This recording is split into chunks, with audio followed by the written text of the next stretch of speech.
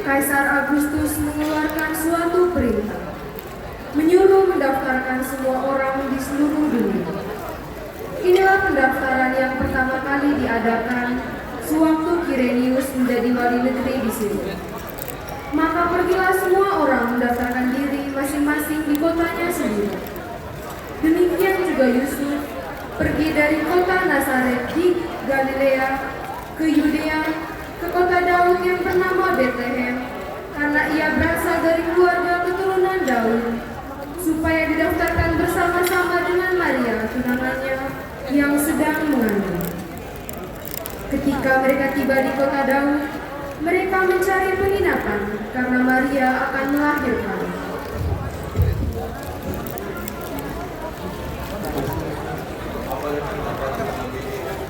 Penginapan untuk orang seperti kalian. Berani sekali kalian datang ke sini dengan pakaian seperti ini, kumuh, lusuh lagi. Aku udah. Mau tahu? Lihat ini, 10 juta. Pasti kalian tidak bisa bayar kan?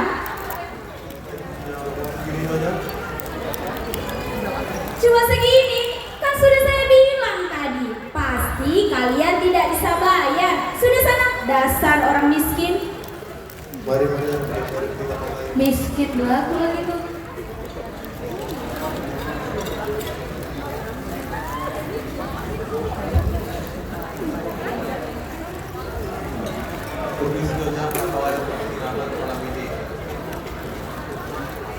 Apa? Cari penginapan? Iya, Nyonya. Sini kalian sini. Orang miskin kayak kalian cari penginapan. Iya, Nyonya. Hanya untuk malam. Terus saya akan segera bayarkan, Nyonya. Istri kamu lahir urusan kita kak ya? Enggak, lihat di hotel mahal. Udahlah, ada miskin yang ini dia lagi enak di hotel. Udah pikir. Udah miskin, aneh-aneh. Mari.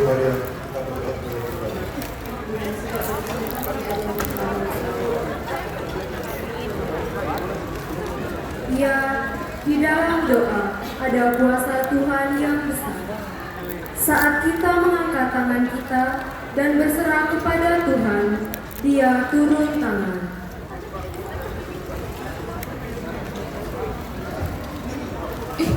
Mereka sedang apa ya? Hei, sedang apa kalian di sini?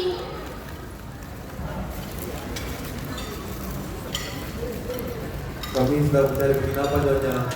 Penginapan ya? Saya sih ada penginapan. Tapi sayangnya penginapan saya sudah penuh. Tapi kalau yang di belakang kita udah jadiin dalam rumah nggak sih? Kalian yang mau? Ya, kami mau, Nyonya.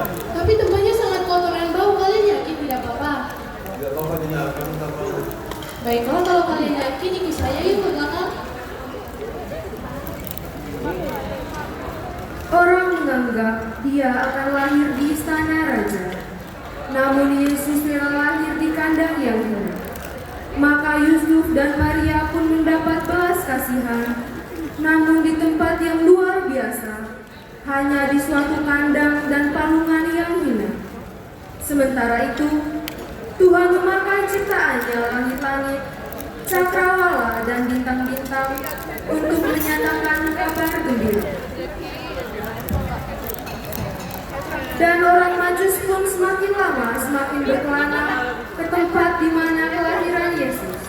Tetapi mereka tahu kekejian Raja Herodes, yaitu seorang raja yang memerintah di negeri Yudea, dan dia memerintah dengan kekuatannya, dan tidak ingin tergantikan oleh raja apapun yang akan lahir di sana. Maka dengan segala kekuatan manusianya, dia mengandalkan segala cara. Maka Herodes pun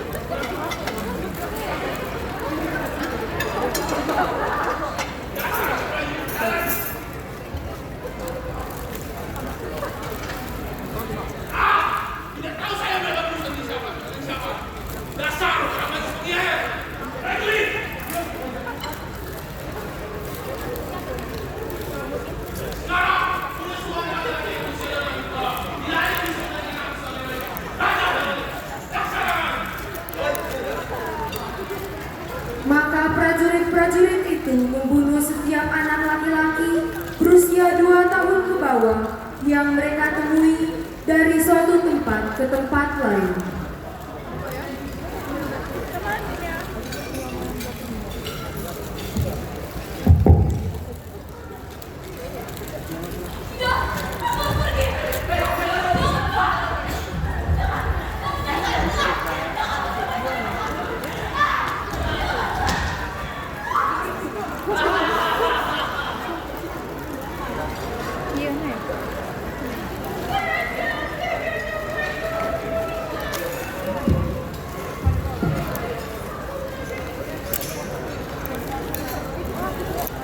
Maka nubuat Nabi Yeremia itu benar. Terjadilah ratap tangis dan kertak gigi di sana, sebab Rahel telah kehilangan buah hatinya dan tidak mau dihibur lagi. Kelahiran Yesus ke dunia kelak akan membawa sukacita dan damai sejahtera di tengah-tengah beberapa kehidupan yang sedang terjadi. Dia akan merestorasi bumi, dunia dengan sukacita yang kekal. Dan sementara itu, Tuhan pun menyatakan kelahirannya ke dunia, bukan hanya kepada orang-orang yang ada, dihormati orang-orang, namun pertama, Dia menyatakannya kepada orang-orang yang setia mengembalakan domba-domba di padang, di tengah-tengahnya masalah kehidupan, di tengah-tengahnya angin malam. Maka bintang itu terbit dan malaikat Tuhan membawa kabar sukacita. Jangan takut, sebab sesungguhnya aku memberitakan kepadamu kesukaan besar untuk seluruh bangsa.